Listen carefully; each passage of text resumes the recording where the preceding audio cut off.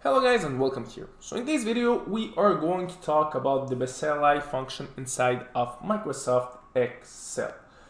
So there is a few Bessel functions inside of Excel. So there is the BESSELI, there is the BESSELJ, there is a few of others if I'm not mistaken. So there is BESSELK and BESSELY.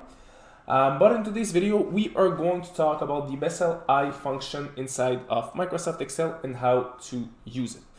So pretty simple. For this function, we will require two arguments. So we need x as well as n. So in this case, x will be the value at which to evaluate the function. And the n will be the order of the Bessel function.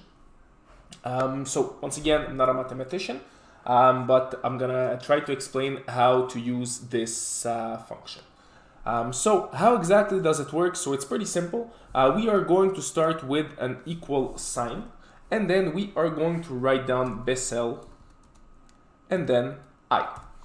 As you can see here, there is a few of those functions, but in today's video, we are going to talk about the BESSELI function, and then we open up our parentheses. Then we need to select our two arguments. So the first one will be x, which in our case will be 3.